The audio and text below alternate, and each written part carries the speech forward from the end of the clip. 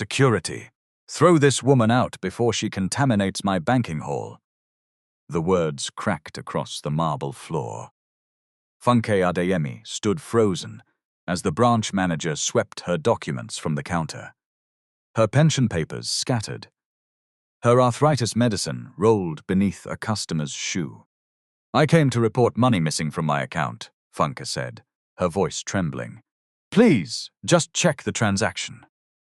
Zara Williams laughed. "Your account, Mama? Have you ever even held 300,000 naira before? Look at your clothes. You entered here because the air conditioning is free, Abi?" Some customers looked away. Others watched. Nobody moved. Then Zara pointed at the chair Funke had used. "Cleaner, disinfect that seat immediately." That was when something inside the old woman broke. But before security could drag her through the glass doors, Funke lifted her head and said quietly, "One day, you will explain every word you have spoken here." Zara laughed again.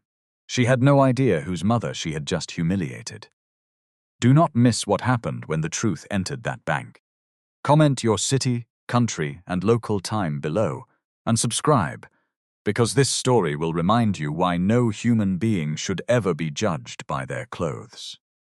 2 hours earlier, Funke Adeyemi had been sitting inside a crowded bus from Ipe, holding a brown handbag against her chest. The bag was old, not dirty, not torn, just old. Its leather had faded around the corners, and one side of the handle had been stitched by hand with thick black thread. Funke had owned it for 17 years. Her late husband had bought it for her on their 32nd wedding anniversary.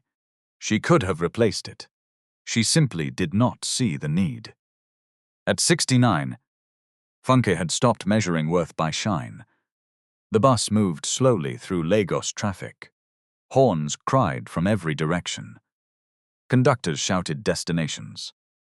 Heat pressed against the windows, even though the morning was still young.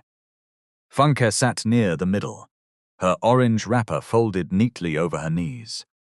Her blouse was light teal. A cream headscarf framed her face.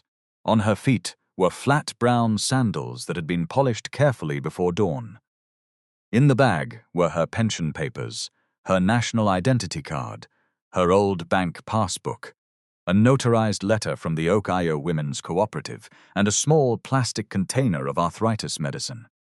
There was also a handwritten list: roofing sheets, wood, nails, labor, cement. The roof of the cooperative's adult literacy room had started leaking during the last heavy rain. Water had soaked 12 exercise books and damaged one wooden shelf. For 9 days, the women had been learning under a tarpaulin tied between 2 poles. Funke had promised them the repairs would begin before the next rainfall. That promise was why she was going to Crown Harbour Bank. The cooperative needed 347,500 naira. But there was another matter. 3 days earlier, Funke had examined the printed account statement and noticed a deduction of 73,611 naira. The description read, "Manual Identity Verification Charge." Funke had read the line 3 times. She had been a primary school headmistress for 31 years. Numbers did not frighten her. Documents did not confuse her. She had trained teachers, managed feeding budgets, defended staff members against false accusations, and once discovered that a supplier had inflated the price of chalk by 14%. She knew when something did not make sense. A verification charge of 73,611 naira did not make sense. She had called the customer service number, printed on the back of her debit card. A young man had kept her on hold for 22 minutes, then told her to visit the branch where the account had been updated. So she was going, not to make trouble, not to beg, to ask a question. At 10:31 that morning, Funke stepped down from the bus near Admiralty Way and walked the remaining distance slowly. Her knees hurt. The sun had climbed higher. By the time she reached the bank, sweat had formed beneath her headscarf. Crown Harbour Bank stood behind clean glass walls, silver pillars, and a blue sign large enough to be seen from the other side of the road. Cars entered through a security gate.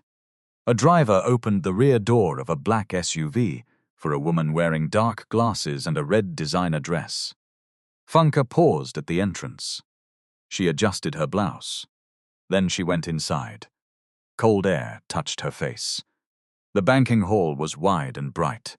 Marble tiles reflected the lights above. Digital screens displayed interest rates, investment products, and smiling families holding house keys. At one end was a glass-partitioned lounge marked Premier Clients. Funke approached the reception desk. The receptionist looked at her from head to toe before forcing a thin smile. "Yes, Mama. Good morning, my daughter. I need to report a deduction and make a withdrawal from our cooperative account. Dipple's slip is over there. I am not depositing. Then take a number and sit." Funke collected number 117. The screen showed 103. She sat in the ordinary waiting area and opened her bag. Around her, people scrolled through their phones. A man in a grey suit kept checking his wristwatch. Two women whispered about a property purchase. An elderly man near the wall struggled to hear the announcements. At 10:47, Funke's number flashed.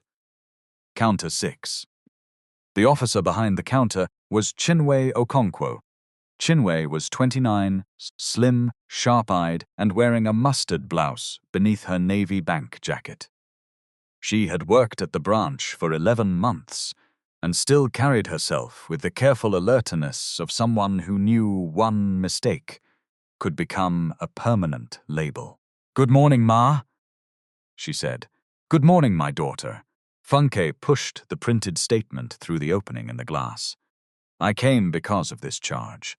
Also, I need to withdraw 347,500 naira for our cooperative."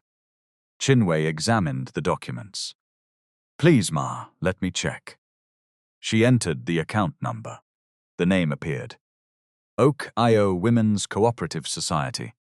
Authorized signatory, Mrs. Funke Adeyemi. Chinwe compared the account details with the documents. Everything looked proper. The problem was that the mobile number on the account was no longer active, and the signature stored on the system had been captured 7 years earlier. "Ma, we will need biometric verification." "That is fine." Chinwe cleaned the scanner and asked Funke to place her right thumb. The machine blinked red. Verification failed. They tried again. Red. Funke rubbed her thumb against her wrapper. "This hand worries me because of arthritis," she explained. "Sometimes even my phone does not recognize it." "No problem, Ma. There are other ways." Chinwe asked for the second signatory's phone number. Funke gave it. She also presented the cooperative resolution, the pension letter, and her national identity card. Chinwe checked the BVN details. The date of birth matched. The photograph matched. The address history matched. Only the current signature looked slightly different. Chinwe leaned closer to the screen.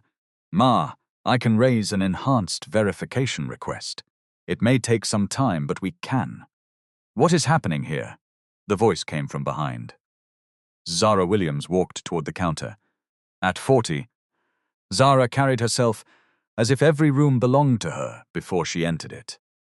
Her emerald suit was fitted. A ruby blouse showed beneath the jacket. Her nails were polished. Her heels struck the marble in small, hard clicks. Chinwe straightened. "Good morning, Ma." The customer's biometric failed, but her other records match. "I want to initiate." Zara held out one hand. "Let me see." She took the documents. Her eyes moved over Funke's wrapper, sandals, and faded handbag before they returned to the account balance on the screen. The cooperative held more than 2 million naira. Zara's expression changed.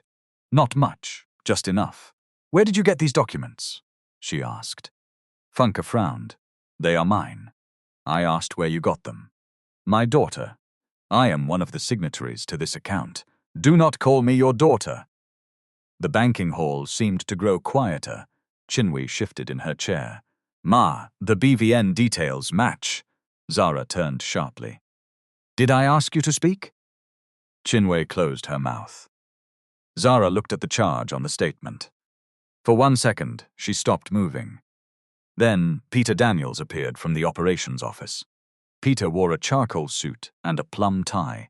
He was not the kind of man who raised his voice when a whisper could cause more damage. What is the issue? He asked. Zara handed him the statement. Peter read the description. Manual identity verification charge. His thumb pressed against the paper. He looked at Zara. The glance lasted less than a heartbeat. Chinwe saw it. Funke did not. Peter cleared his throat. This account has old KYC details. That is why I brought everything, Funke said. And I want an explanation for the deduction. Peter smiled without warmth. Mama. Sometimes these things are technical. You may not understand. I understand subtraction. A man waiting behind Funke gave a quiet cough that sounded almost like laughter. Peter's smile vanished. Zara folded her arms. Your fingerprint failed. Your signature is different. The registered phone number is dead. Yet you want to withdraw money from an organization's account. Yes, because the organization authorized me, or because you found the account papers somewhere. Funke stared at her. Are you accusing me of theft? I am protecting this bank. Then protect it with facts. Those words landed harder than Funke intended. Zara's face tightened. She was used to customers pleading with her. She was used to junior staff lowering their eyes. She was used to people measuring every sentence before speaking in her presence. This old woman had not raised her voice. That made it worse. Zara tapped the counter with one red nail.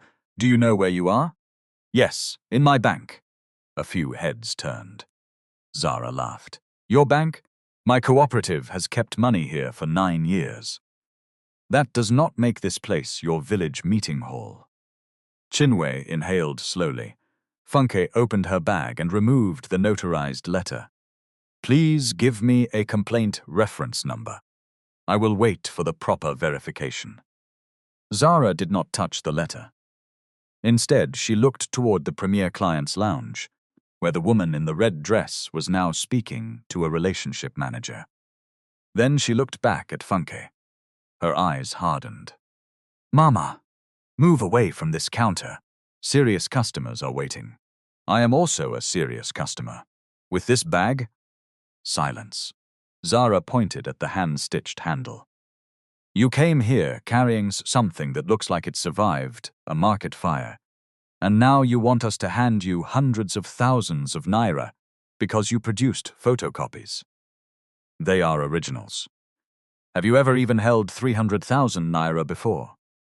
Funke's lips parted. Zara leaned closer. Look at your clothes. You entered here because the air conditioning is free, RB. A customer near the wall looked down at his shoes. Another person lifted a phone. Chinwe stood. Ma, please. Her identity documents match. We can use enhanced verification. The policy allows. Zara spun toward her. You think because you attended one compliance workshop, you can teach me how to run my branch? No, Ma. Sit down. Chinwe sat. Peter moved beside Zara and spoke softly. We should flag the profile first. Funke heard him. Flag it for what? Peter did not answer. Zara reached across the counter, gathered Funke's documents and pushed them toward her. The movement was careless. The papers slipped. They fell. Pension letters floated across the marble. The cooperative resolution landed near a man's polished shoe. The plastic medicine container rolled away and stopped beneath a chair. Funke stared at the floor. For a moment, she did not move. She had taught children never to laugh when another child dropped books. She had disciplined teachers for humiliating pupils. She had spent years telling young people that dignity was not a reward for wealth. Now, 40 people were watching her papers scatter like rubbish. Zara pointed toward the entrance. Security. The guard hesitated. His name was Musa. He had worked at the branch for 4 years and had never seen Funke before. Ma? Throw this woman out before she contaminates my banking hall. The words cracked across the marble floor. Funke bent slowly to pick up her documents. Her knees protested. The medicine container lay beyond her reach. Chinwe came around the counter. Zara blocked her. You will not leave your station. Ma, she needs help. She needs to leave. A customer's shoe nudged the medicine container away without meaning to. Funke crawled one step and reached for it. Something shifted inside the room. Not kindness, shame. But shame without action is only another kind of silence. Funke stood with difficulty. Her hand trembled as she returned the papers to her bag. I came to report money missing from my account, she said. Please, just check the transaction. Zara laughed. Your account, Mama? Have you ever even held 300,000 naira before? I have already answered you. No, you have performed enough. Then Zara pointed at the chair Funke had used. Cleaner, disinfect that seat immediately. The cleaner stopped near the wall, holding a spray bottle. She looked at Funke. She looked at Zara. Her hand did not move. Did you hear me? Zara snapped. Yes, Ma. The cleaner approached the chair. That was when something inside Funke broke, not her pride. Something quieter. Her belief that at least one person in authority would stop this. Musa came closer. Mama, please, let us go outside. Funke lifted her head. Her eyes were wet, but her voice was steady. One day, you will explain every word you have spoken here. Zara laughed again. To who? Your village chief? Funke looked at her for a long second. Then she turned and walked toward the glass doors. Musa did not touch her. He only followed. Behind them, Peter leaned toward Zara. We need to write an incident report immediately. Zara nodded. Mark her as suspected impersonation. Chinwe heard every word. At her desk, the account page was still open. She looked again at the unusual deduction. 73,611 naira. Then she searched the internal code attached to the charge. MIV 4471. One result appeared, then another, then another. By the time Chinwe stopped scrolling, she had counted 9 accounts. All had the same charge. All belonged to customers over 60. Her fingers went cold. Outside, Funke stood beneath the bank's blue sign, holding the bag against her chest while traffic moved past her. Inside, Chinwe looked at the screen and understood something terrible. The old woman had not walked into a simple mistake. She had walked into a secret. Funke remained outside for several minutes. The sun struck the pavement. Cars moved in and out of the compound. A delivery rider argued with a gate officer. Somewhere across the road, a generator coughed into life. Everything continued. That was the strange thing about humiliation. The world rarely stopped to acknowledge it. Funke opened her bag and checked the papers one by one. 2 sheets were crumpled. The corner of her pension letter had torn. The medicine container was dusty, but the lid was still closed. She counted her documents. Nothing was missing. Then she noticed the small blue ink mark on the statement where Peter's thumb had pressed. She remembered the look he had exchanged with Zara. A teacher learns to notice the moment one pupil signals another during an examination. The glance is quick. The room is noisy. But once you have caught such glances for 31 years, your eyes do not forget them. Funke folded the statement carefully. Mama.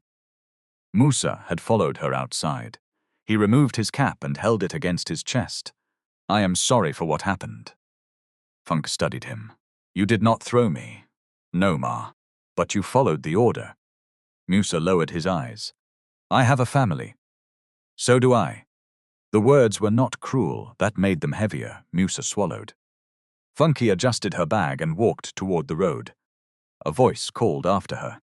Mama, wait! The cleaner ran out, still holding the spray bottle.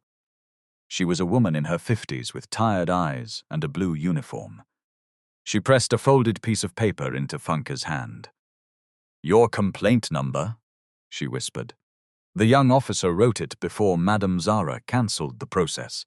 Funke unfolded the paper. CHB 241015-881 SIM. Who gave you this? The cleaner glanced toward the glass doors. That girl at counter 6. She did not want them to see. What is her name? Chinwe. Funke nodded slowly. Thank you, my sister. The cleaner hurried back inside. Funke stood beneath the sun with the number in her hand. A reference number was not justice. But it was a beginning. She crossed the road and entered a small pharmacy, not to buy medicine, but to ask whether she could sit for 5 minutes. The pharmacist saw her trembling hands and brought her water. Are you all right, Ma? I will be. Funke took 1 tablet and waited for the pain in her knees to ease. Then she brought out a ruled notebook. At the top of a fresh page, she wrote, Tuesday, the 15th of October, 2024, arrived at Crown Harbour Bank, Lekki branch, approximately 10:38 a.m. Number called at 10:47 a.m. Counter 6. Staff, Chinwe Okonkwo. Branch Manager, Zara Williams. Operations Officer, Peter Daniels. She recorded everything she could remember. The failed fingerprint, the verified BVN, the questions, the accusation, the papers on the floor, the order to disinfect the chair, the complaint reference number. She did not exaggerate. She did not write that Zara slapped her because Zara had not. She did not write that Musa dragged her because he had not. She wrote only what happened. Truth did not need decoration. Inside the bank, Peter locked the operations office door. Zara stood near the window, furious. You should have warned me that account could raise questions, she said. Peter loosened his tie. How would I know she would come here herself? You told me the affected accounts were dormant. Low activity, not dead. There is a difference. I know, do you? Zara asked. Because that old woman knew the exact charge. Peter sat behind the desk and opened his laptop. Calm down. Do not tell me to calm down. The complaint has not reached head office. She asked for a reference number. I saw Chinwe create one. I cancelled it. Zara turned. You can do that? I can close it as duplicate or invalid. And the audit trail. Peter paused. Only somebody looking for it will notice. Zara stared at him. Then make sure nobody looks. Peter opened the incident reporting portal. His fingers moved quickly. Customer presented inconsistent identification. Biometric verification failed multiple times. Signature mismatch observed. Customer became verbally aggressive when additional checks were requested. Possible impersonation attempt. Security intervention required. He stopped at the line marked Recommended Action. Zara leaned over his shoulder. Add that she threatened to return. Peter typed.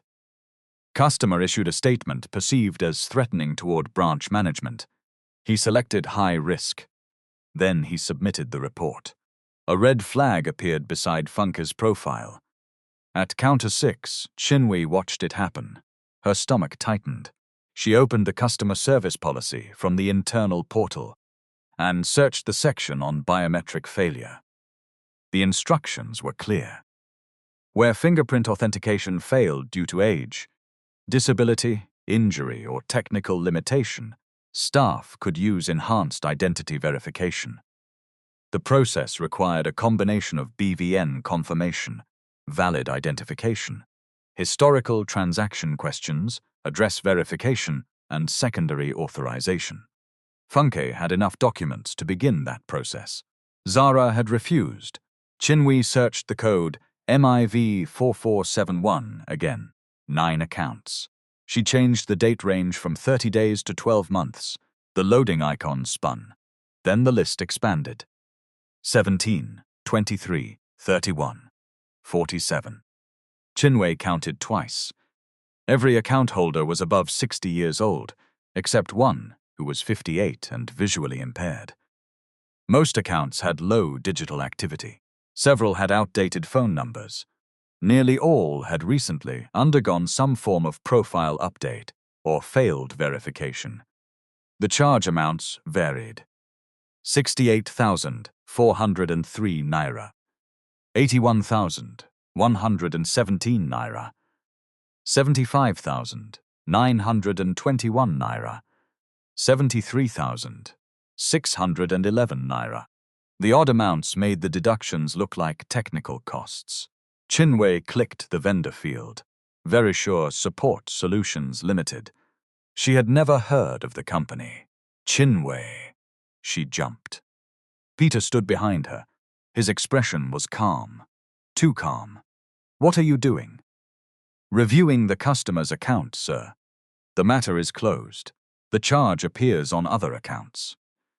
Peter glanced at the screen. For the first time, fear crossed his face, then it disappeared. You are viewing information outside the complaint scope. But, sir, close it! Chinwei hesitated. Peter leaned closer. You are still on probation confirmation review, correct? Yes, sir. Then do not make yourself difficult to retain. Chinwei closed the window. Peter walked away.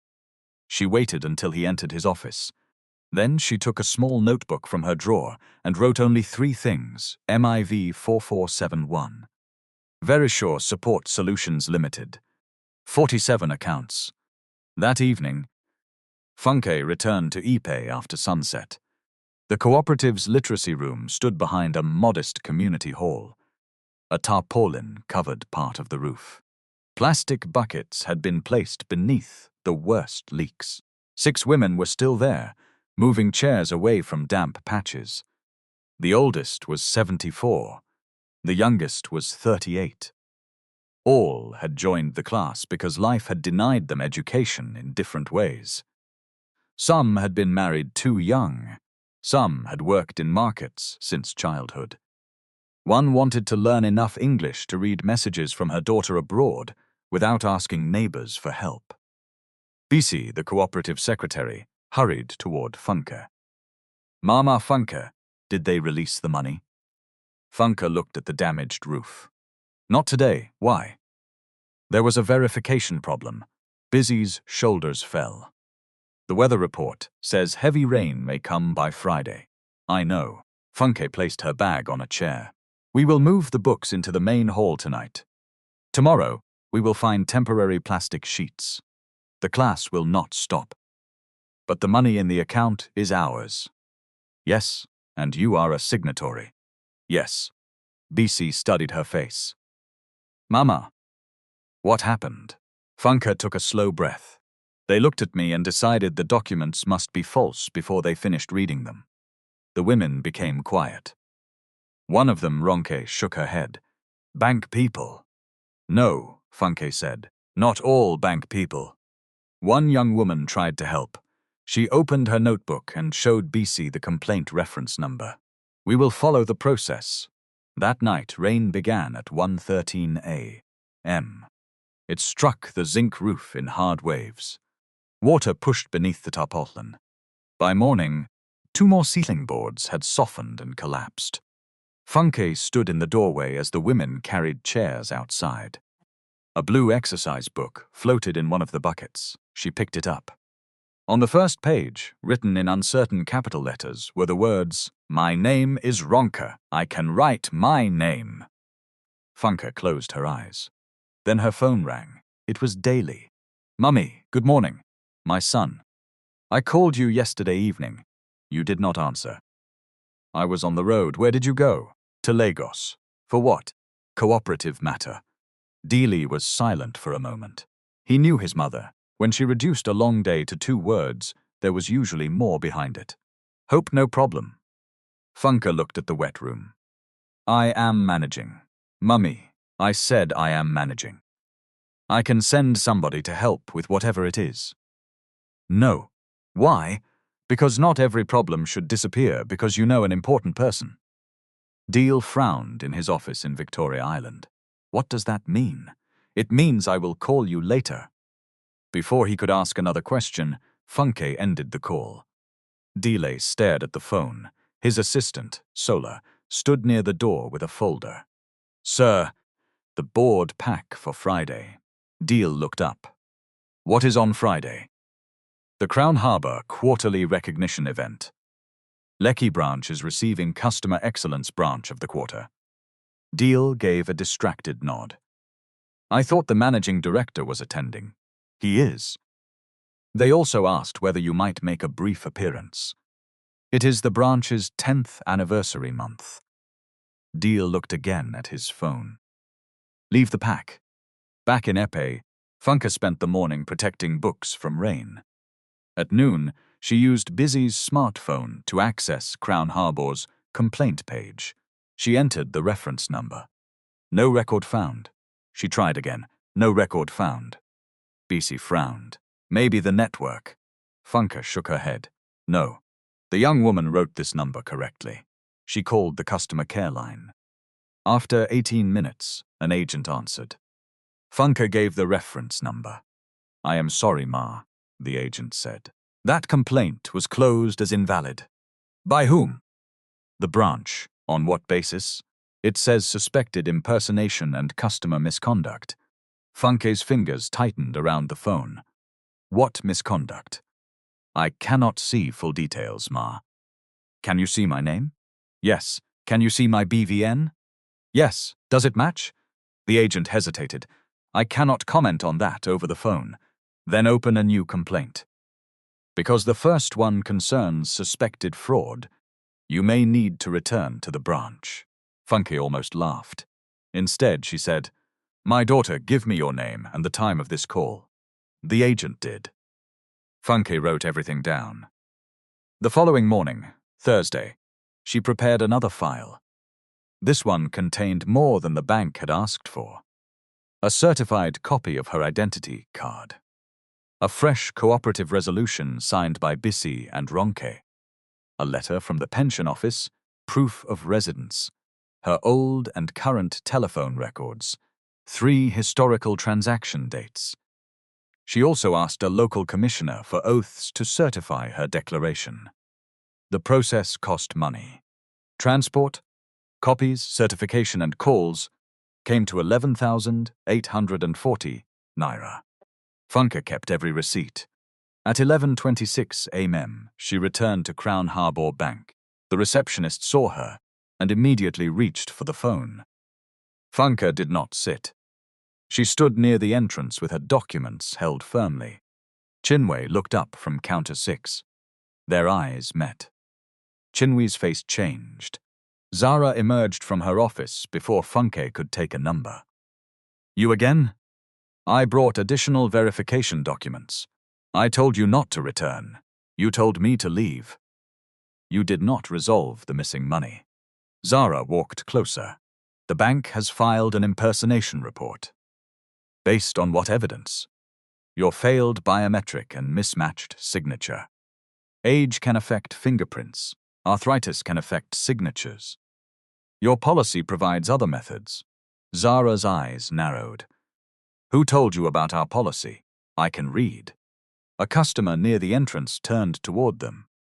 Funke lifted the certified documents. These confirm my identity. Call the second signatory. Ask me about past transactions. Verify my address. Do your work. Zara stepped close enough for Funke to smell her perfume. Listen to me. Poor people are becoming too bold in this country. You think carrying one file makes you a lawyer? No, it makes me prepared.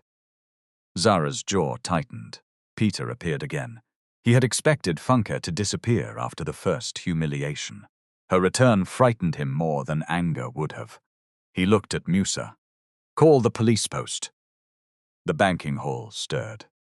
Funke's face went still. For asking about my money? For attempting to access an account under false pretense, Peter said. Chinwe left her chair. Sir, please. Her BVN photograph matches.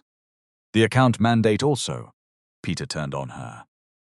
Go back to your station. Sir, we have not completed enhanced verification. Go back. Zara raised her voice so everyone could hear. This woman has already been flagged for suspected fraud. She returned after being warned. Security, remove her before the police arrive. A man near the wall lifted his phone and began recording. Funke looked around the room. Some customers watched with open discomfort. One woman whispered, maybe she really stole the documents. Another said, at her age? The first woman shrugged. Age does not stop crime. Funke heard them. She held up the cooperative resolution. My name is Funke Adeyemi. I retired as a headmistress after 31 years of service. I am not asking this bank for charity. I am asking them to explain a deduction and allow a lawful withdrawal. Zara snatched the paper from her hand. You can print anything in a business center. She tore the top edge while pulling it. Funke grabbed for it.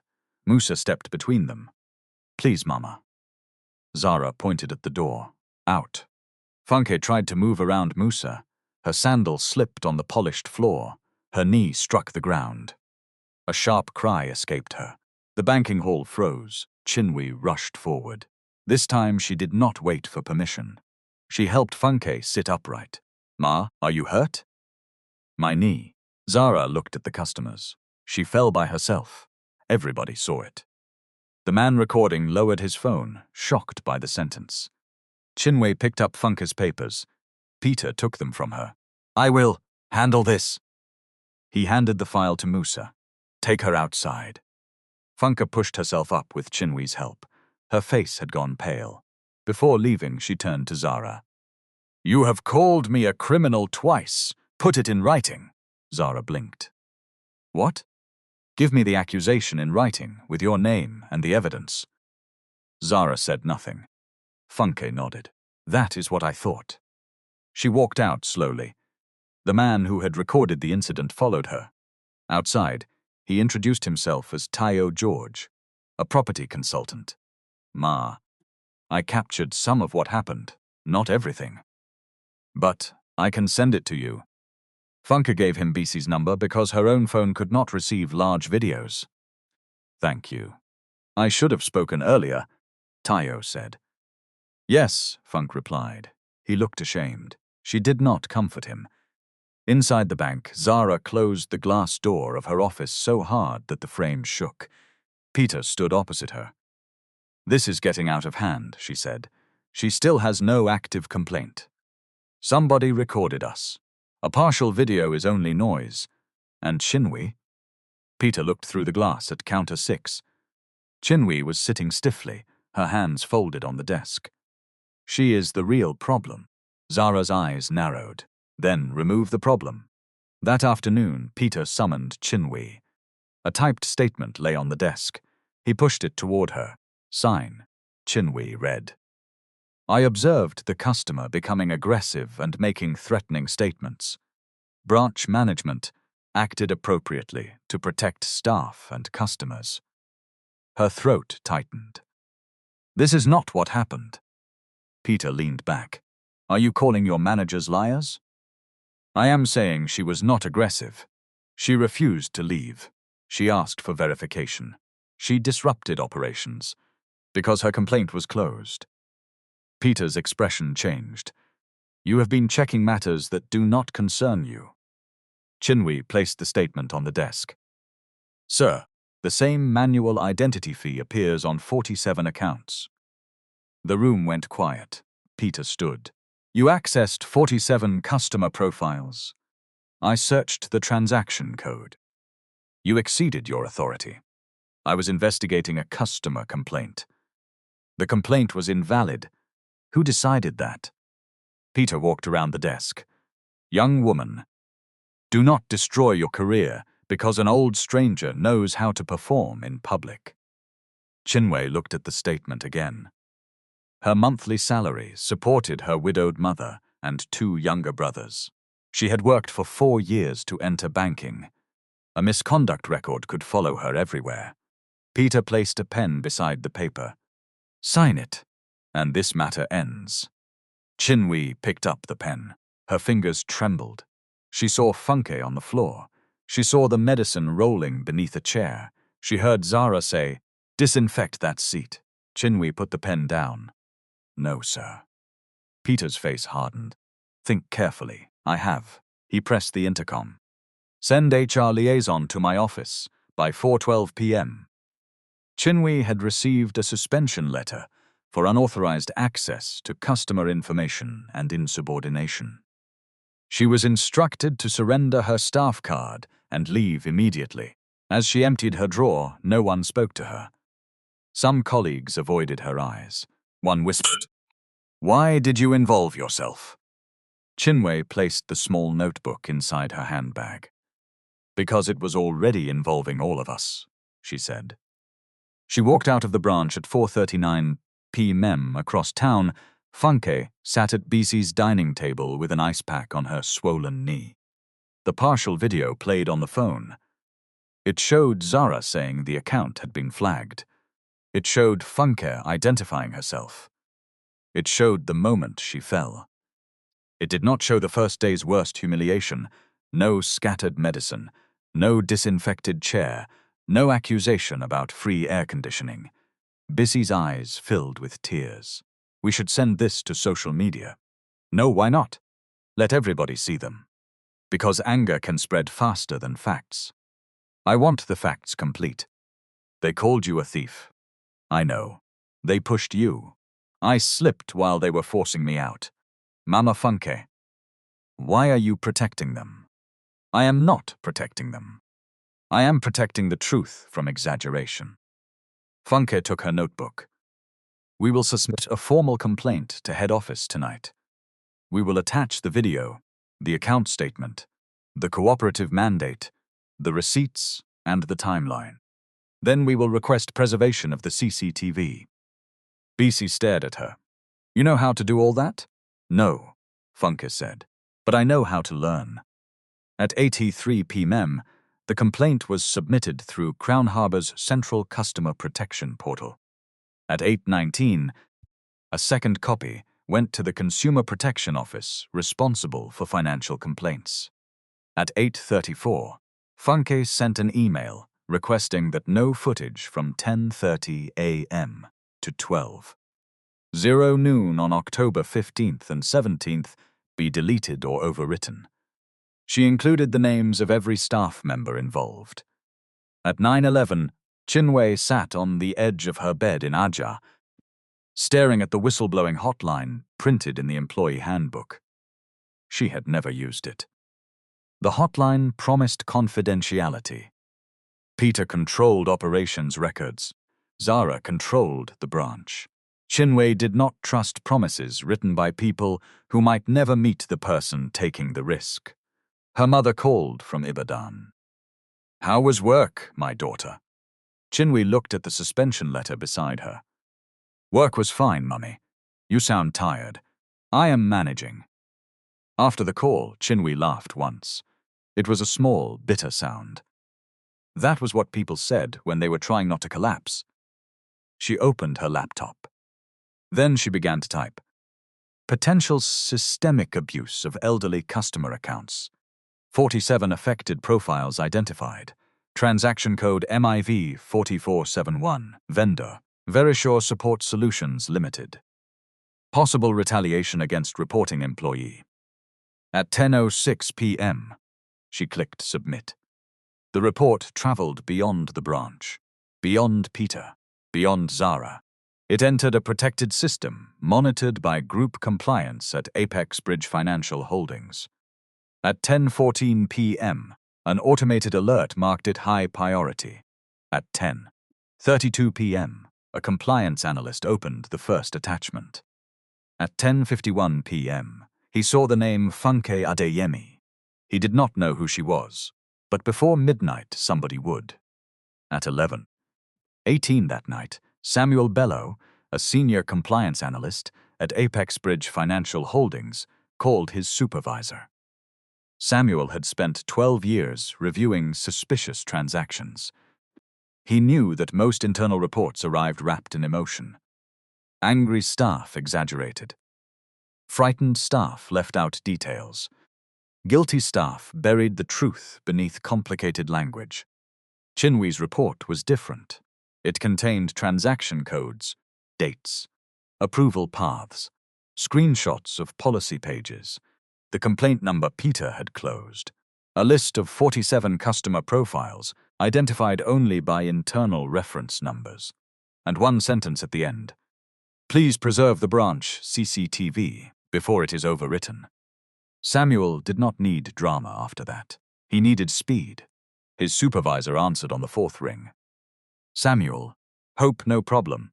We may have branch-level fraud involving elderly customer accounts." "How many?" 47 identified so far. "Value: I have not reconciled the full amount." "Any management involvement?" Branch manager and operations head approved nearly all exceptions. The line went quiet. "Send me the report now," the supervisor said. "Do not contact the branch."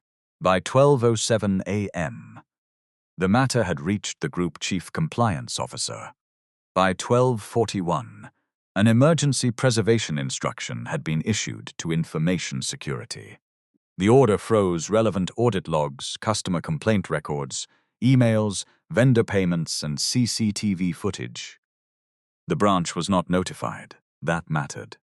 A warning sent too early could become an invitation to destroy evidence.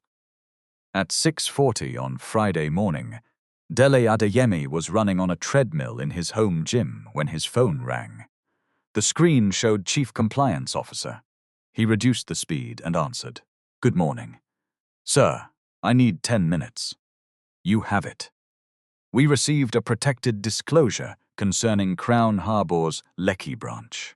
It appears that unauthorized identity verification charges were deducted from older customers." Deal stepped off the treadmill. "How many customers?" 47 at present. "Total exposure?" "Preliminary calculation is 18,743,611 naira. Deal took a towel, but did not use it. How did 47 charges pass branch review?" The branch manager and operations head approved the vendor and transaction exceptions. "We are still determining whether controls failed or were deliberately bypassed." "Who reported it?" "A suspended customer service officer, Chinwe Okonkwo." "Suspended for what?" "Unauthorized access and insubordination." The timing suggests retaliation. Deal's expression hardened. "Customer complaint?" "One complaint appears to have triggered the discovery." The customer challenged a charge of 73,611 naira. The branch marked her as a suspected impersonator. "Name?" There was a slight pause. "Funke Adeyemi." Daly stopped breathing. The towel slipped from his hand. "Repeat that. Funke Adeyemi. What age?" 69. "What address?" The officer read the EP address. Deal sat on the nearest bench. His mother's words from Wednesday returned to him. "Not every problem should disappear because you know an important person." "Mummy," he whispered. "Sir, that customer is my mother." The officer said nothing. Deal rubbed one hand over his face. Then his voice changed. It became slower. "Colder, listen carefully. Nobody at that branch must be told about this relationship." "Yes, sir." "Do not call my mother from the chairman's office. Contact her through normal customer protection channels. Obtain her consent before using any recording or personal document. Freeze every related vendor payment. Preserve all footage. Remove local administrators' ability to edit or delete the relevant records. That process has started. Good. Commission an independent forensic review. Not the same regional team that scored the branch for the award." "Yes, sir." "And Chinwe? Her suspension remains active. Protect her access logs and employment file. Nobody alters anything. Nobody threatens her. Nobody contacts her outside the investigation protocol. I will issue it immediately. Deal stood. One more thing. Sir, the award event is today. Yes. Do not cancel it. The compliance officer hesitated. Sir, are you sure? I am not asking you to turn it into theater. I am asking you to keep the branch operating normally until the evidence is secured. We can do that. I will attend. After the call, Deal stood alone in the quiet room. He wanted to phone Funke. He wanted to ask who had spoken to her, who had touched her, why she had hidden it from him. He wanted to drive to the branch and demand answers before breakfast. But anger was not evidence, and ownership was not permission to abandon governance. Crown Harbour Bank was a licensed institution with a board, an executive management team, and regulatory duties. Deal's company controlled 61.7% of the shares. But he could not lawfully use the bank as a private sitting room. He had spent years telling executives that controls must be stronger than personalities. Now those controls were being tested by what had happened to his own mother. He called Solar. Move my first 2 meetings. Sir, to what time? Next week. And the Lekki event? I will be there at 7:12 a.m. Funke woke to a call from an unfamiliar Lagos number. Good morning, Ma. My name is Grace Johnson. I am calling from Crown Harbour's Central Customer Protection Team regarding your complaint. Funke sat up. Which complaint? The complaint submitted yesterday evening concerning unauthorized charges, identity verification, and treatment at the Lekki branch. Funke glanced at Bisi, who was sleeping on a mat near the wall after staying overnight to help with the flooded classroom. Continue. We have opened a protected investigation. Your new reference number is CHBCP 1711024-3047. I will send it by text and email. Why was the first complaint deleted? That is part of the investigation. Has my account been frozen? No, Ma. A branch-level warning was placed on the profile, but Central Compliance has suspended that warning pending review. Suspended is not removed. You are correct. It will remain visible only to the investigation team until a formal decision is made. Funke's tone softened slightly. Good. At least you are choosing your words carefully. Grace almost smiled. We also request your permission to preserve and review the CCTV footage and the video recorded by another customer. You may review them. May we invite you to the branch today? An independent team will be present. Funke looked at her swollen knee. What time? Please arrive by 1:30 p.m. Will Zara Williams be there? Yes, Ma. Does she know why I am coming? No. Funke was silent. Grace continued carefully. You may bring a representative from the cooperative or legal counsel. I will bring the cooperative secretary. Thank you. Transport can be arranged. Nob, Ma. I will find my way. After the call, Bisi woke. Who was it? Head office. Bisi sat up quickly. They answered? They want us at the branch this afternoon. Bisi's eyes widened. Today is the award ceremony. I saw it on their social media page. They are celebrating that same woman. Funke looked at her. What award? Customer excellence. For a few seconds, neither woman spoke. Then Funke laughed. Not because anything was funny, because sometimes hypocrisy arrived, dressed too perfectly for tears. At Crown Harbour's Lekki branch, Zara entered at 8:06 a.m. and immediately began inspecting the decorations. Blue and silver ribbons had been tied around the pillars. A branded backdrop stood near the premier client's lounge. On a table beneath a cloth rested the glass award plaque bearing her name. Zara Williams.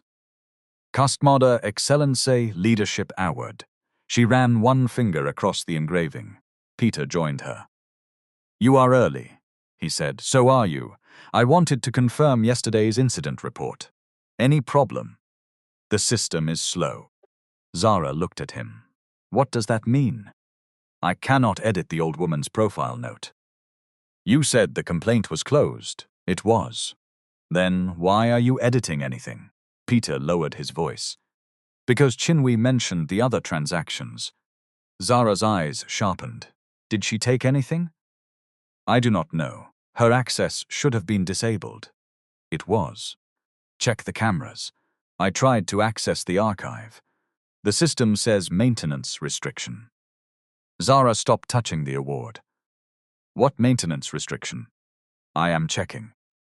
Before she could answer, a regional operations officer entered with two unfamiliar people carrying laptops. Good morning, he said. Routine systems review ahead of the event. Peter's face did not move. His pulse did. The two people introduced themselves as information security consultants. They requested access to the operations room, complaint terminals, and vendor payment workstation. Zara smiled. Of course, we have nothing to hide. Peter looked at her. The words sounded brave. They were also foolish.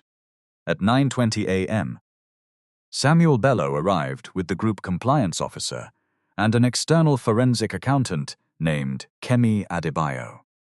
They did not announce an investigation. They said they were conducting a control review linked to the branch award assessment. Zara relaxed slightly. Awards came with audits. That was normal. What was not normal was the way Kemi asked for the original vendor onboarding file for Verisure Support Solutions Limited. Peter opened a cabinet. The file was not there. I may have moved it to the archive, he said. Which archive? Kemi asked. Offsite records. Give us the transfer reference. I will find it. Kemi did not argue. She wrote down the time. At 10:05, Information Security confirmed that the vendor email address had been created using a free service. The registered office was a shared shop space in Surulere, and the listed director shared a residential address with Peter's older sister. At 10:28, Samuel reconciled the charges. 47 accounts. Total deductions, 18,743,611 naira. Payments had been split into irregular amounts and described as identity support services, dormant account revalidation, field confirmation, and manual biometric reconciliation. Only 6 customer files contained any evidence of verification work. Even those 6 used photocopied forms with identical handwriting. At 10:51, Kemi requested Peter's email archive. He objected. This is beyond a routine branch review. Kemi looked at him. You are correct. The room became quiet. Zara stood near the door. What is this? Samuel closed the office door behind her. A protected investigation. Zara's face changed. Into what? Unauthorized customer charges, falsification of complaint records, possible vendor fraud, and retaliation against an employee. Peter's hand moved toward his phone. Kemi spoke without raising her voice. Do not delete anything. All device activity is being preserved. I was only checking the time. The clock is on the wall. Zara forced a laugh. This is ridiculous. My branch is receiving a customer service award today. Samuel glanced at the plaque outside. Yes, we noticed. The investigation team separated Zara and Peter. They were told to continue preparing for the event but not to access complaint, vendor, or customer profile systems. Their badges were temporarily restricted. Zara demanded to call the regional director. Samuel allowed it. The regional director did not answer. He was already in a meeting with group compliance.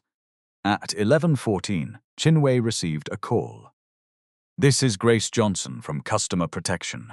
Your suspension is under protected review. We need to interview you at noon. Chinwe gripped the phone. Am I being dismissed? No decision has been made. You may bring a representative. I do not have one. We can arrange an independent employee observer. Chinwe looked at the suspension letter on her table. Will Peter Daniels be in the room? No, Zara Williams? No. Chinwe closed her eyes. I will come. During the interview, Chinwe told the truth. She admitted that she had searched the transaction code beyond Funke's account. She admitted that she wrote down the vendor name and account count. She admitted she almost signed Peter's false statement. Why did you refuse? Grace asked. Chinwe stared at her hands. Because the customer was not violent. She was not shouting. They made her look like a criminal because she knew too much. Did you know she had any relationship with the bank's ownership? Chinwe looked confused. No. Did she claim one? No. She only said the account belonged to her cooperative. Did she threaten Zara? She said one day Zara would explain every word she had spoken. How did you understand that statement? As a complaint, not a threat. Did Zara order the cleaner to disinfect the chair?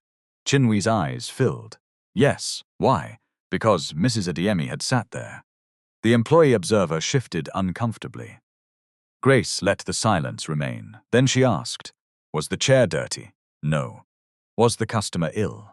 No. Was there any hygiene incident? No. Then why was the order given? Chinwe looked up. To shame her.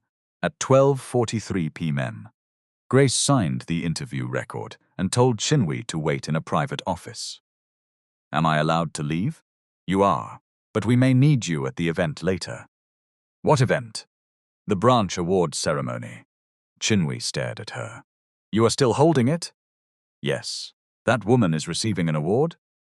Grace's face gave nothing away. Please wait. At 1:28 p.m., a public bus stopped near Admiralty Way. Funke stepped down carefully with BC beside her. Funke wore the same orange wrapper and light teal blouse. BC had suggested a new dress. Funke refused. I did not commit fraud in these clothes, she said. I will not change them to become believable. They walked toward the bank. Inside, staff arranged bottles of water on tables. A photographer tested his camera.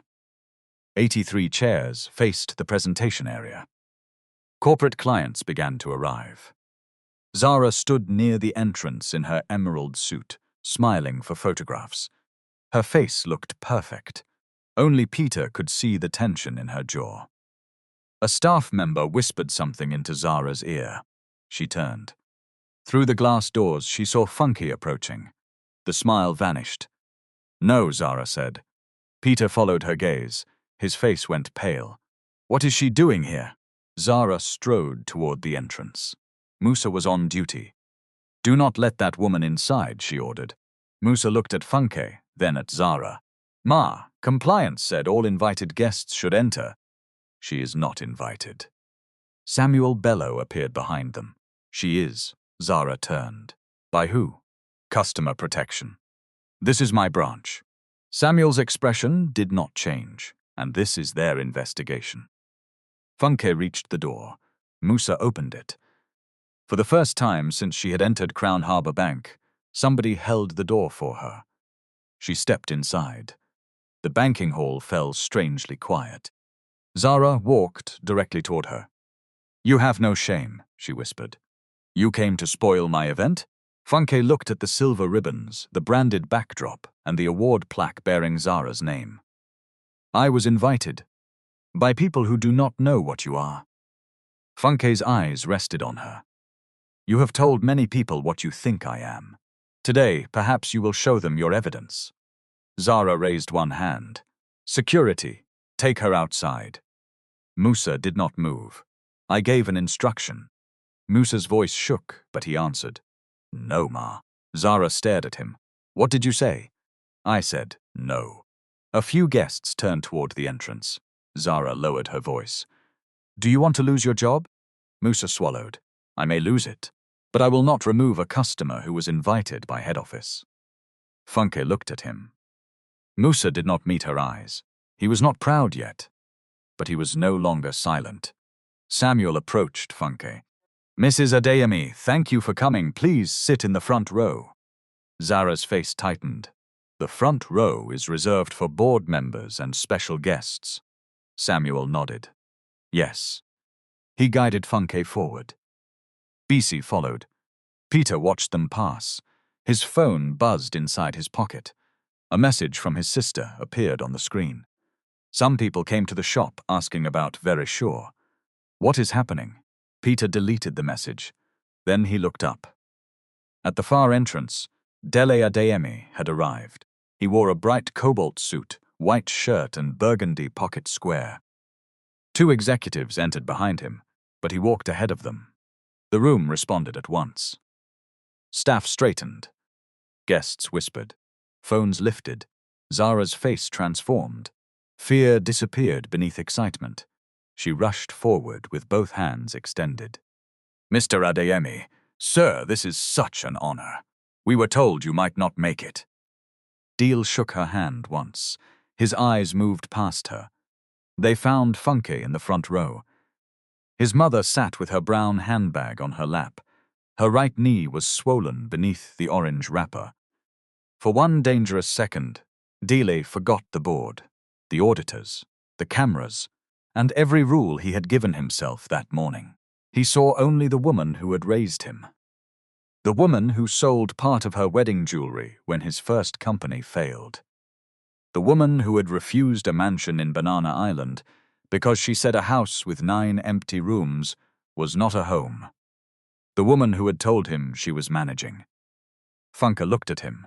Her face did not change, but her eyes said, "Control yourself." Deal breathed once. Then he turned back to Zara.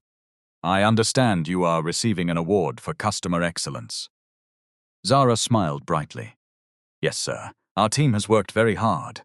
I am sure we will hear all about it." She did not hear the warning. The ceremony began at 2:06 p.m., and before it ended, everyone in that room would learn what customer excellence truly meant. The master of ceremonies stepped onto the small platform with a microphone. He was a young man from the communications department, smiling with the confidence of somebody who had not been told that the program in his hand was already useless. "Ladies and gentlemen, distinguished guests, members of the Crown Harbour family, good afternoon." Polite applause moved through the hall. Zara sat in the first row, 2 seats away from Funke. Peter sat behind her. Deal occupied the center seat beside the managing director and the chair of the board audit committee. On the table near the platform, the award plaque shone beneath the lights. The master of ceremonies spoke about 10 years of service, growth, and trust. He praised the Lekki branch for processing high-value transactions, acquiring corporate accounts and reducing average customer waiting time. Funke listened. Average waiting time. She wondered whether the minutes spent on the floor counted. A short video began on the screen behind the platform. Smiling customers shook hands with staff. A relationship manager served coffee in the premier client's lounge. Zara appeared in a recorded interview wearing another expensive suit. "At Crown Harbour, Lekki," she said from the screen, "we believe every customer deserves respect, attention and efficient service." BC turned toward Funke. Funke touched her arm. "Wait." The video ended. The master of ceremonies returned.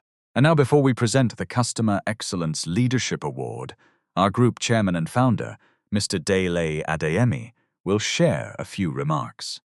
The room applauded more loudly. Funke stood. He walked to the microphone and looked at the audience. For several seconds, he said nothing. The silence changed the room. People lowered their phones. Chairs stopped moving. Even the air conditioning seemed loud. "Good afternoon," Funke began. "Good afternoon, sir," staff answered. "I was given a speech this morning." He lifted a folded page from his pocket. "It praises this branch for performance, growth, and customer experience." Zara smiled. Funke placed the page on the lectern. "I will not read it." The smile remained on Zara's face for half a second too long. Then it disappeared. Funke looked toward Samuel Bello. "Before any award is presented, The Board Audit Committee has authorized a preliminary disclosure concerning an investigation opened last night. Whispers began. Peter shifted in his chair. The chair of the Audit Committee stood. This disclosure will protect customer interests and explain why today's program has changed, she said. The findings presented are preliminary. Individuals named will receive due process. However, enough evidence has been secured to require immediate protective action. Kemi Adebayo connected her laptop to the screen. The first slide appeared. Manual identity verification transactions. No customer names were shown, only numbers. 47 affected accounts. Total charges: 18,743,611. Average account holder age: 67. Peter stood. What is this? Samuel looked at him. Please sit down. This is confidential operational information. Correct, Samuel said. That is why customer identities have been removed. Peter remained standing. Two members of corporate security moved closer. He sat. Kemi continued. The charges were posted between August 2023 and October 2024. They were described using 4 different service labels. In most cases, there is no evidence that the stated verification service occurred. The next slide showed a flow diagram. Money left the customer accounts. It entered a settlement account. It moved to Verisure Support Solutions Limited. From there, portions were transferred to 2 personal accounts and 1 cash withdrawal channel. A murmur moved through the audience. Zara looked at Peter. Peter stared straight ahead. Kemi clicked again. Verisure Support Solutions Limited was approved as a branch-supported verification vendor 14 months ago. The company has no verifiable staff, no dedicated office, and no documented service capacity. The registered director shares a residential address with a close relative of the branch operations head. Peter rose again. That is an insinuation. It is a registry record, Kemi replied. You have no right to present family information publicly. The customer data remains protected. The vendor ownership issue is material to the investigation. Zara stood. I was not responsible for vendor due diligence. Kemi looked at her screen. Your electronic approval appears on the vendor exception form. I approve hundreds of documents. Your signature also appears on 39 of the 47 customer fee exceptions. I relied on operations. Peter turned toward her. You knew what those charges were. The room reacted. Zara's head snapped around. Be careful. You told me to spread the amounts. Do not lie against me, because you are afraid. The chair of the audit committee raised one hand. This is not the place for either of you to accuse the other. You will each be interviewed separately. Zara looked around the hall and seemed to realize at last that the event was no longer hers. Kemi continued. The investigation might have remained hidden for longer if one customer had not challenged a charge of 73,611 Nira. The amount appeared on the screen. Funke looked at it. Her money, her question, her humiliation. Kemi displayed the complaint timeline. 10:47 a.m. Customer attended counter 6:11:06 a.m. Complaint reference created. 11:14 a.m. Complaint closed at branch level as invalid. 11:21 a.m. Suspected impersonation flag added. 11:29 a.m. Incident report submitted.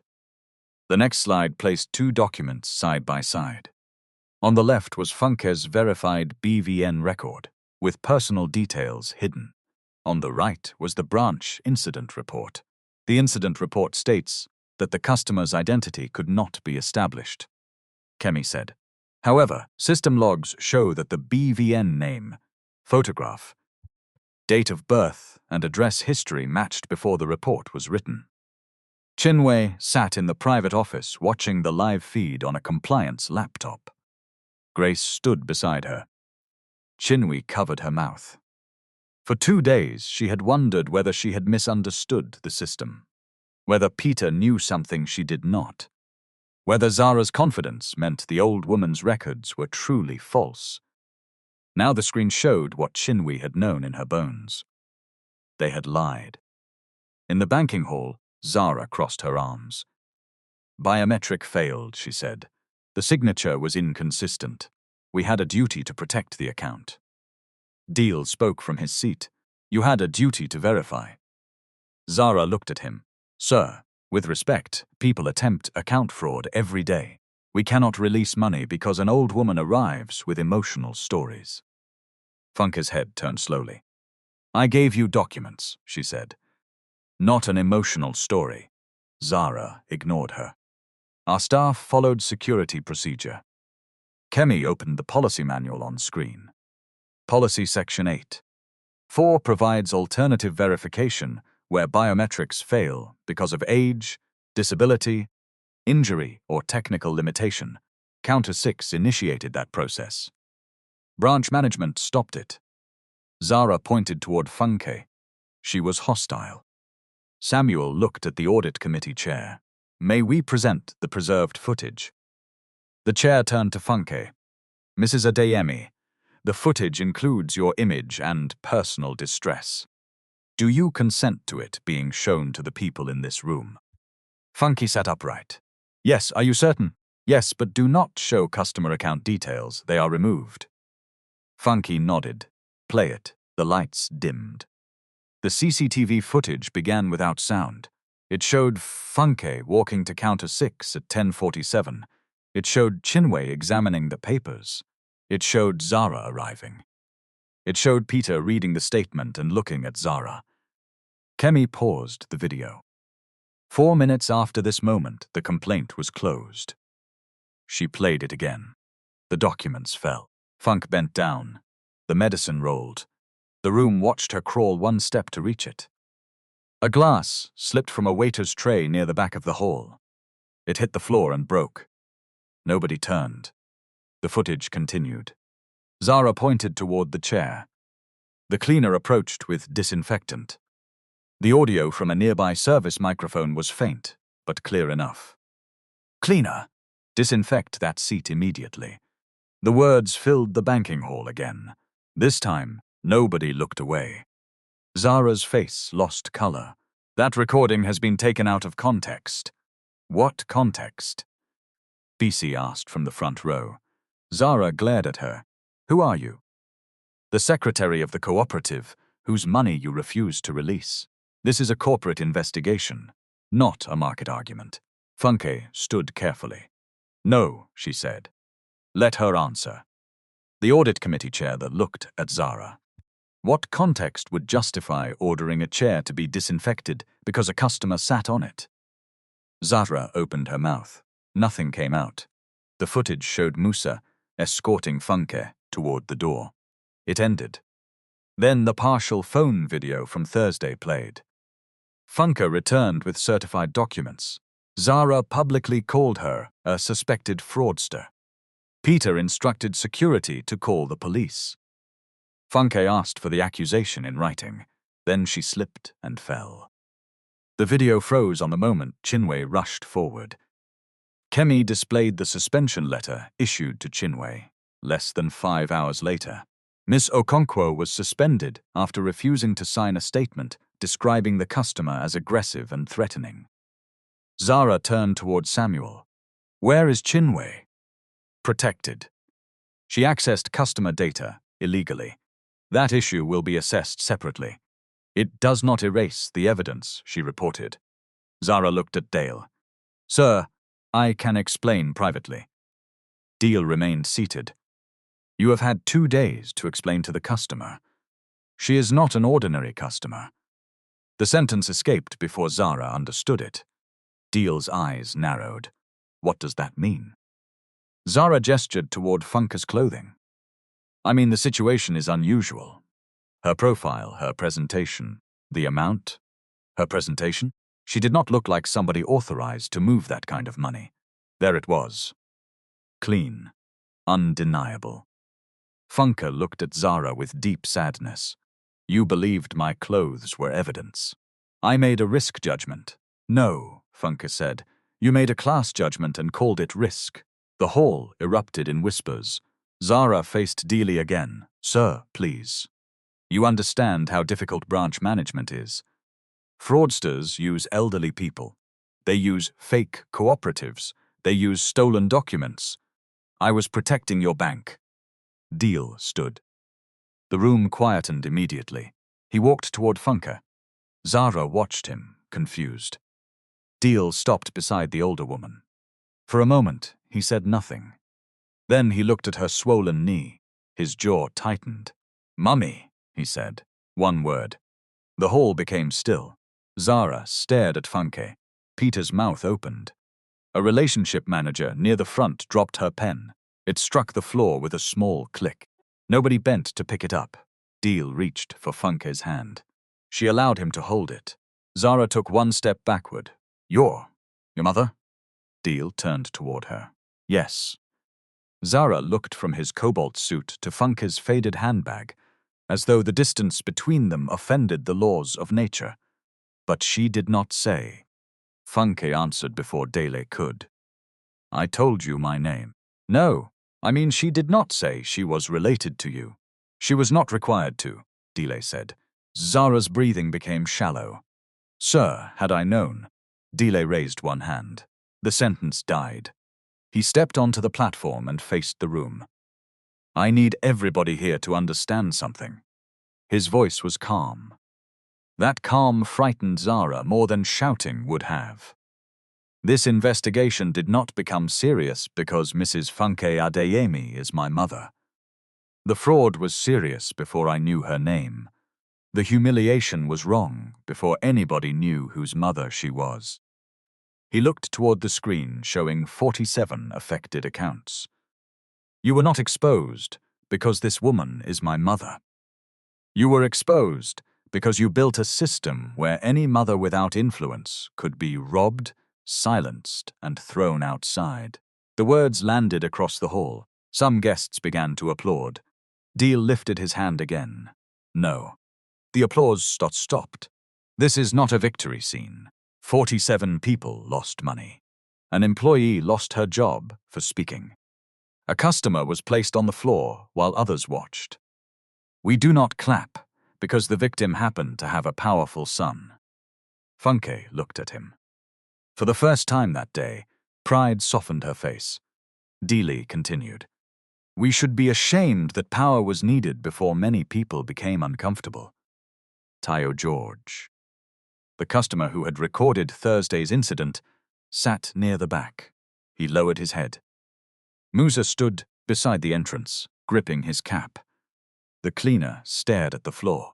They all knew the sentence included them. Deal turned to the board audit committee chair. Please announce the immediate protective actions. The chair stood. Effective now. Zara Williams and Peter Daniels are suspended from all duties and system access, pending disciplinary and criminal investigation. This is not a final finding of guilt. They will receive formal notice and an opportunity to respond. Corporate security moved closer. Peter stood. I want a lawyer. You are entitled to one, the chair said. I will not answer any question. That is your choice. Zara's hands began to shake. Sir, please, I have worked for this bank for 14 years. Funke looked at her. And some of those customers saved for 40 years. Zara flinched. The chair continued. All payments to Verisure Support Solutions Limited have been frozen. The relevant accounts and records have been referred to law enforcement and the appropriate financial authorities.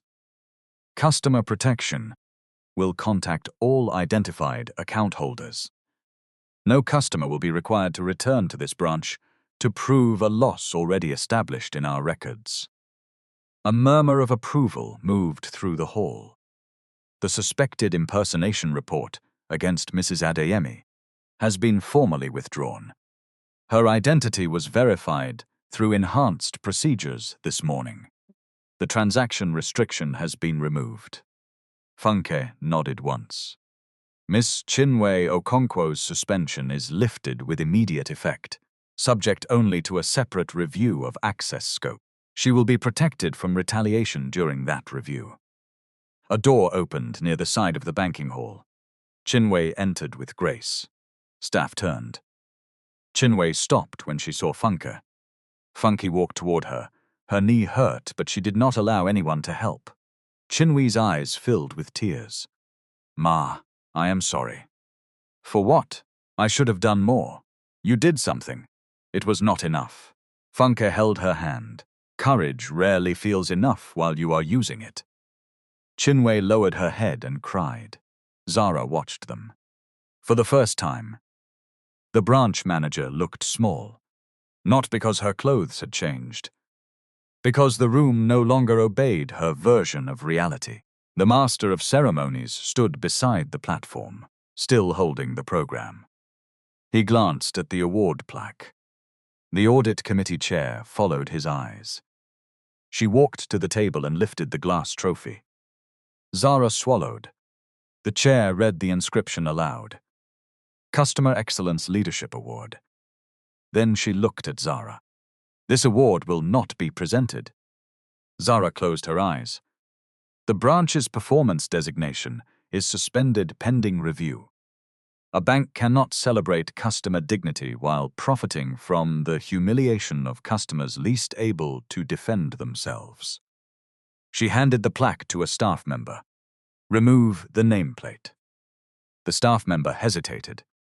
Then he used a small tool from the event kit to loosen the engraved strip. The first screw came free, then the second. Zara watched her name separate from the glass. No one laughed, no one insulted her clothes, no cleaner disinfected her chair. That was the difference between accountability and cruelty. When the nameplate came off, Funke did not smile. She looked at the screen again. 47 accounts. "Where are the owners of those accounts?" she asked. Grace answered. "Some are in Lagos. Others are in Ogun, Oyo, and Osun.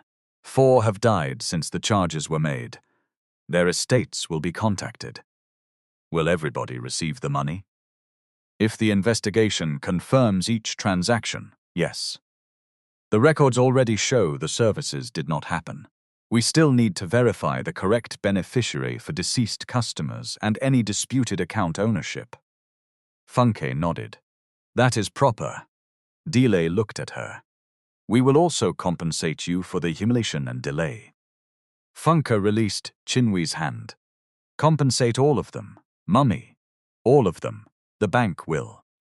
Not with a secret settlement that prevents people from speaking." The audit committee chair replied. "No confidentiality condition will be attached to refunding unlawful charges." "And my cooperative withdrawal?" Grace stepped forward. "It can be processed today." "Not here." Zara looked up. Funke continued. "Transfer the amount to the roofing supplier after the cooperative confirms the invoice. Keep a record. I do not want anybody saying later that the old woman walked away with cash." BC nodded firmly. "We have the supplier's details." Grace took the invoice. "We will process it after final signatory confirmation." Funke turned to Dele. "I want to speak." He handed her the microphone. The room became quiet again. Funke stood beneath the screen in her orange wrapper, holding the microphone with both hands. "I was a teacher for 31 years, she began. "Whenever a child was accused of stealing, I asked for evidence before punishment, not because children never steal. They do. But because an accusation can enter a person's name and remain there after the truth has gone home." Several people lowered their eyes. "This week, I learned that adults forget lessons we expect children to know. A failed fingerprint is not proof of fraud. An old bag is not proof of poverty. Poverty itself is not proof of dishonesty. And wearing a suit does not make a lie professional." A quiet sound moved through the room. Funke glanced at Zara, but she did not speak only to her. "Many of you watched me pick my medicine from the floor. Maybe you were afraid. Maybe you thought it was not your business. Maybe you believed the branch manager must know more than the old woman. I understand fear, but silence has consequences. Musa's eyes became wet. The cleaner pressed one hand to her chest. Funke continued. If this matter ends with two people losing their jobs, then we have learned very little. What about the system that allowed one complaint to be deleted? What about the staff, who were trained to welcome rich customers, but not to assist an old person, whose fingers no longer obey a machine? What about the 46 others who did not know enough to ask where their money went? She turned toward the board members. Fix that. The audit committee chair nodded. We will. Do not promise me because my son is here. Funke pointed gently toward the guests. Promise the person who will enter tomorrow with nobody important behind her. The hall remained silent for one long breath. Then Dele began to clap. This time Funke did not stop him. The applause rose slowly. Not for the humiliation of Zara, not for Dele's wealth. For the truth, Funke had carried back through the same doors that had rejected her. Zara stood near the wall as corporate security collected her staff card. Her eyes were fixed on the floor. When the applause ended, she spoke in a small voice. Mrs. Adeyemi. Funke turned. Zara's lips trembled. I am sorry. Funke studied her. For what? Zara looked confused. For everything. That is not an answer. Zara swallowed. For judging you by your clothes. For refusing the verification. For calling you a fraudster. For the chair. For the report. And the money? Zara glanced at Peter. He looked away. I will answer through the investigation. Funke nodded. Then your apology is not complete. Zara's face crumpled. Funke did not embrace her. Forgiveness was not a performance demanded from the injured person before the truth had finished speaking. Tell the whole truth, Funke said. Then we will know what your apology is worth. Zara was escorted from the hall through the same glass doors she had ordered others to use. No one pushed her. No one mocked her. But every step was watched. Peter followed several minutes later after surrendering his laptop and phone for forensic imaging. He passed Chinwe without looking at her. At the entrance, he stopped beside Musa. You think they will protect you? Peter whispered. Musa straightened. I do not know. Then why did you turn against us? Musa looked through the glass at Funke. I was tired of knowing the right thing after it was too late. Peter had no answer.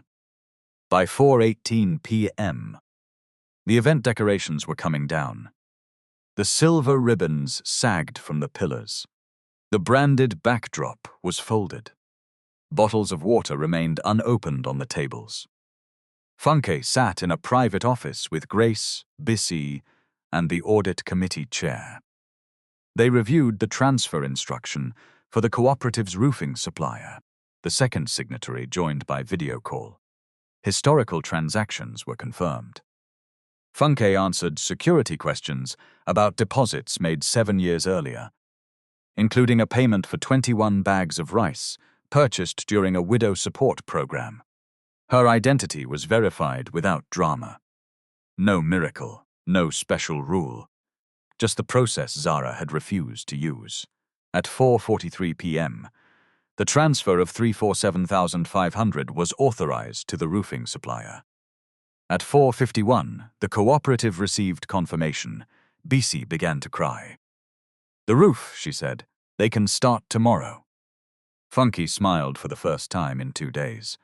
The books must be moved back only after the wood is dry. Bissy laughed through her tears. Mama, even now you are giving instructions. Somebody must. Deal waited outside the office. When Funke emerged, he took her bag. She held on to the handle. I can carry it. I know. Then leave it. Mummy. She looked at him. He did not let go. For once, she allowed him to carry the bag. They walked toward the entrance together. Staff members moved aside. Some greeted her respectfully. Good evening, Ma. Good evening, Mummy. Funke stopped.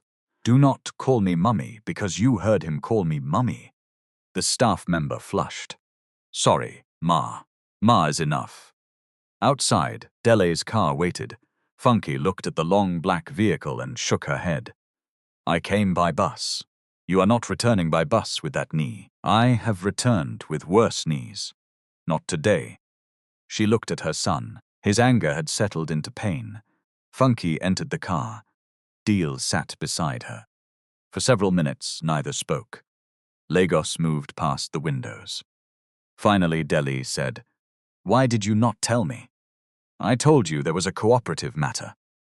You know that is not what I mean. Funk looked outside. A hawker moved between cars carrying bottled water on her head. If I called you on Tuesday, what would you have done? I would have resolved it immediately. Yes. What is wrong with that? You would have resolved my problem. Deal frowned. And what about the 47 accounts? She asked. He became quiet. What about the next old woman who did not give birth to you? What about the cleaner whose complaint disappears? What about the market trader who cannot pronounce enhanced verification but knows her money is missing? Deal looked down. I understand. No, my son. You are beginning to understand. He took a slow breath. They hurt you. Yes, you fell. Yes, I saw the footage. Funke turned toward him. Then do not use your pain to become careless. Make the investigation proper. Let them answer. Let the evidence stand. Dele's eyes were wet. How can you be calm? I am not calm. Her voice cracked for the first time. I went home and washed my medicine container 3 times because that woman made me feel dirty. Deal closed his eyes. Funke continued softly. I did not sleep. I kept hearing people laugh. I kept wondering whether I should have worn another dress. That is what humiliation does. It makes the victim examine herself before the offender examines the wrong. Deal reached for her hand. This time he held it like a son, not a chairman. I am sorry, Mummy. You did not do it. But it happened inside an institution carrying my name. Then make your name useful. The car continued toward Ipe. Behind them, Crown Harbour Bank's blue sign remained bright above the entrance. But the people inside no longer saw it the same way. The first refunds began 5 working days later. Crown Harbour created a special review desk outside the Lekki branch. So affected customers would not be forced to return to the place where the problem began. Each person received a written explanation of the charge, the evidence found, and the method of repayment. Some customers came with children. Some came alone. A retired railway worker named Whale brought every statement he had collected since 2019, tied together with rubber bands. He had noticed an 81,000 naira deduction months earlier, but believed it was a government levy because the transaction description sounded official. A widow from Ikorodu said she had called the branch 3 times. Each time, somebody told her the charge was for reactivating her account. A visually impaired trader had paid a neighbor to read his statement. The neighbor missed the deduction completely. One account belonged to a former nurse who had died in March. Her daughter sat in the review office for 20 minutes, holding the refund letter without speaking. My mother kept saying the bank removed money, she finally said. We thought she was becoming confused. Grace Johnson lowered her eyes. The daughter wiped her face. She died believing we did not trust her. No interest payment could repair that. No press statement could return the conversation the family had refused to have. But the bank refunded the amount to the estate, paid the accrued interest, and covered the cost of the documents required to process the claim. By the end of the 2nd week, all 47 files had been reviewed. 43 customers or their lawful representatives received direct repayment. 4 estates required further verification, but the funds were placed in protected accounts until the proper beneficiaries were confirmed. The bank repaid the full 18,743,611 naira. It also refunded related charges and interest and reimbursed reasonable costs customers had incurred while trying to correct the problem. Funke received her 73,611 naira. She also received 11,840 naira for transport, certification, calls, and copies. When Grace showed her the calculation, Funke checked every line. "You included the bus fare twice," she said. Grace looked again. She had. "I will correct it." "Good." Grace smiled. "You are the first person to reduce her own compensation." "It is not my money." That sentence traveled through the Customer Protection Department faster than any memo. The forensic investigation took 4 months. It found that Peter had created Verisure Support Solutions using a relative as the listed director.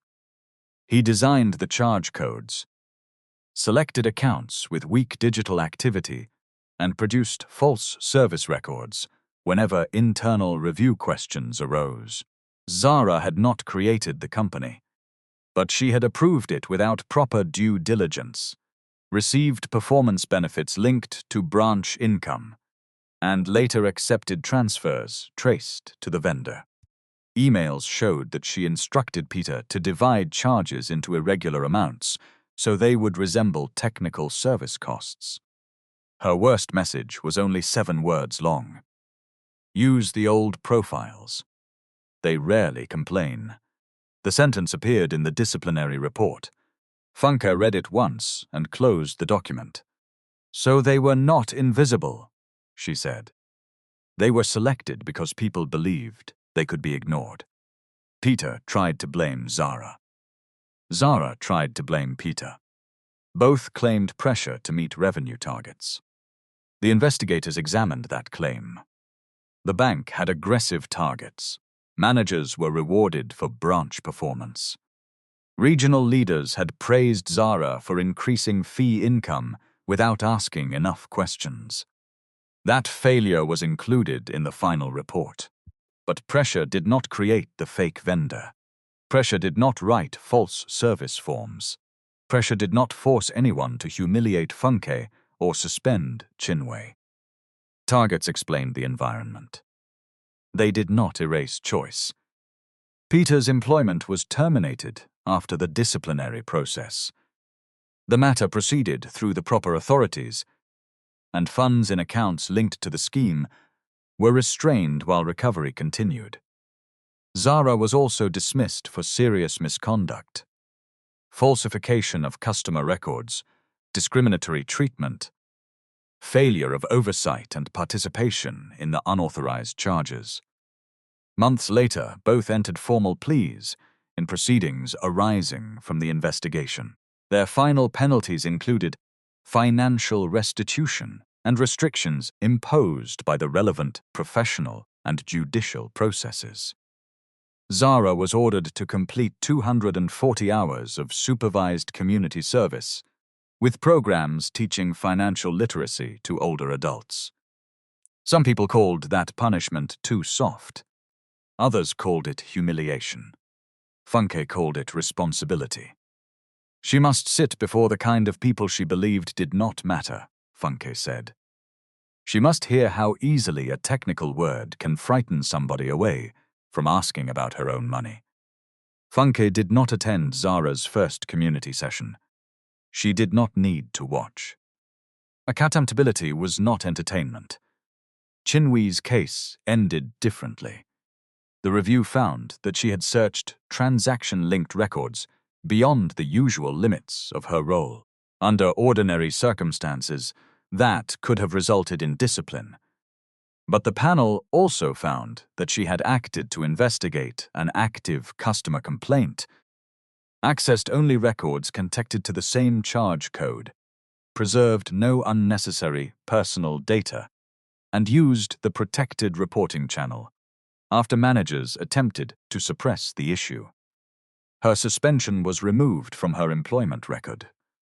She received written confirmation that her whistleblowing was protected. She was not promoted overnight into Zara's chair. Funke would have considered that another kind of foolishness. Instead, Chinwe was transferred to the Central Customer Vulnerability and Protection Unit. She received additional training in elder financial abuse, disability access, complaint preservation, and ethical escalation. 6 months later, she became a senior customer protection officer. On her first day in the new role, a manager placed a new staff card on her desk. Chinwe touched the card and remembered the evening she had surrendered the old one. Grace stood beside her. "You nearly signed the statement," Grace said. Chinwe looked up, surprised. "I told the investigators." "I know. I was afraid. Courage is not the absence of that fear." Chinwe smiled faintly. Mrs. Adeyemi said something similar. "She has a habit of teaching people even when no classroom is nearby." Crown Harbour changed more than 2 job titles. Every branch received a new verification guide for customers whose fingerprints failed because of age, disability, injury, or worn skin. Staff were trained to explain alternatives in plain language. Complaint records could no longer be deleted by the same branch that created them. A closed complaint remained visible to central protection officers, along with the name of the person who closed it and the evidence used. Vendor onboarding required independent review beyond the benefiting branch. Low-activity accounts were screened for unusual fees. Customer service training no longer focused only on greetings, smiles, and queue time. It included dignity, unconscious class bias, elder abuse, disability accommodation, and the danger of treating appearance as evidence. The bank also created a rule that sounded simple because it should always have existed.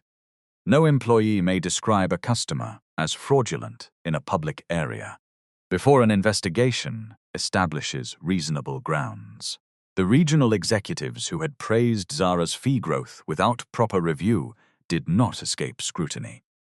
2 lost their performance bonuses. 1 received a formal sanction. The scoring system for branch awards was changed so revenue could not outweigh complaints, reversals, and customer harm. The Customer Excellence Trophy was redesigned. The glass remained.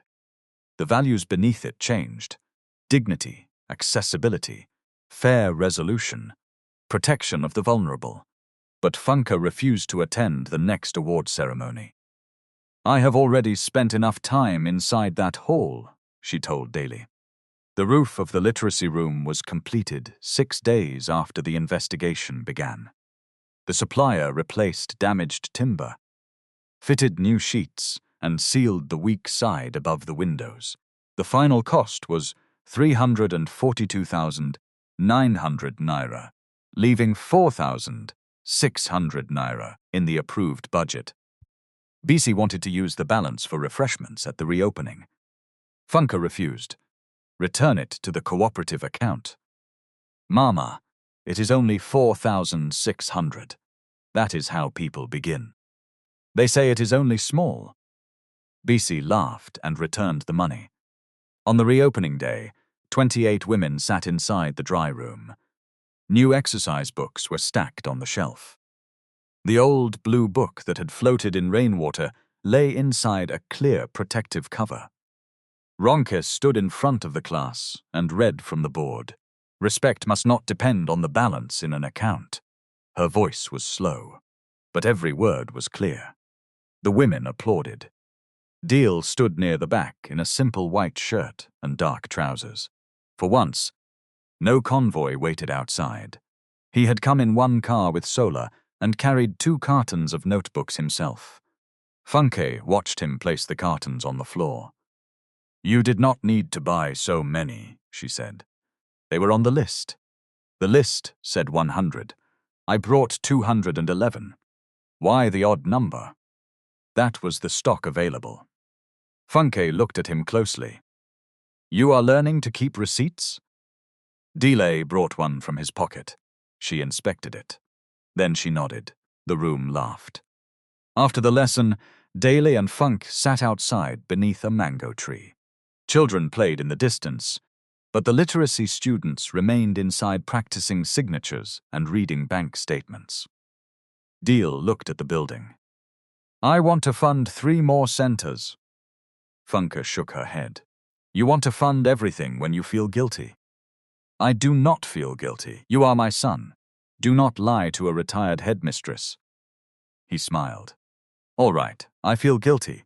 Then fund proper training, not buildings people cannot maintain." "What do you suggest?" "Teach people how to read statements, identify strange charges, and keep complaint records. Teach bank staff how to speak to somebody whose English is not polished. Teach families not to dismiss an old person when she says money is missing." Deal nodded. "We can build that program. Not around my face. Mummy, no posters with my face, no Funke Foundation, no large photograph inside branches. What can we call it?" Funke looked through the open window at Ronke writing her name. "The Dignity Account Project." Within a year, the program had trained more than 3,000 older customers and cooperative members across Lagos and Ogun. It used simple demonstrations, large print guides, and real examples of suspicious transaction descriptions. Funke attended only the first session. She sat among the participants, not on the stage. When the facilitator introduced her as the woman whose complaint inspired the program, Funke stood and corrected him. "The program was inspired by 47 people," she said. "I was only the one who asked loudly enough." One afternoon, almost 11 months after the first incident, Funke returned to the Lekki branch. She did not tell Dele. She wore the same orange wrapper. The brown handbag was still with her, though the handle had been repaired again. At the entrance, Musa opened the door. "Good afternoon, Ma." "Good afternoon." He had been retained after the investigation. His record showed that he followed Zara's first instruction, but it also showed that he later refused an improper order and gave honest evidence. "I have wanted to tell you something," he said. Funke waited. "The first day, I was afraid of losing my job. I used my family as an excuse. You had reason to be afraid, but I still left you alone." "Yes." Musa nodded, accepting the answer. "I am sorry." Funke looked through the glass at the banking hall.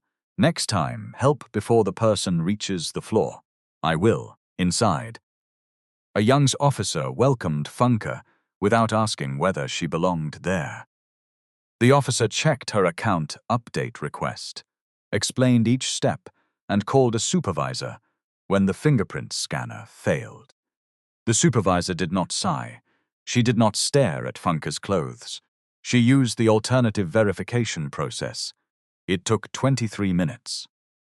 When the update was complete, the officer handed Funke a printed confirmation. "Please check the details, Ma." Funke read every line. Everything was correct. She looked toward the chair where she had once sat. Nobody rushed to disinfect it. No one knew Dealey's mother had entered until she was already leaving. That pleased her more than any public apology. Near the exit, a framed message hung on the wall. "Respect must not depend on the balance in an account." There was no photograph beneath it, no founder's name, no story about a billionaire. Only the sentence. Funke touched the frame lightly and walked outside.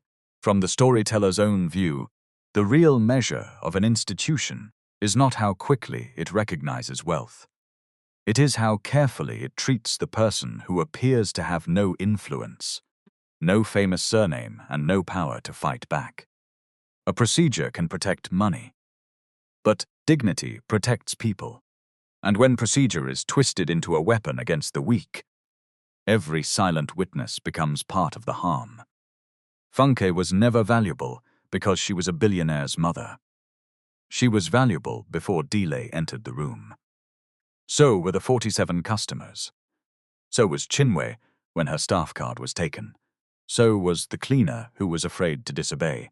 So was every person who had ever been judged by a wrapper, an accent, an old phone, or a worn pair of sandals. The day Crown Harbour learned that lesson, it did not begin with a billionaire. It began with an old woman asking one honest question. Where did my money go? And because she refused to let shame silence her, 46 other voices were finally heard. If you had been inside that banking hall when Funke's papers fell, would you have remained seated, or would you have stood beside her? Share your answer, your city or country, and your local time. And remember this whenever you meet somebody who appears to have less than you. You may not know her son, you may not know her history, but you already know enough to treat her like a human being.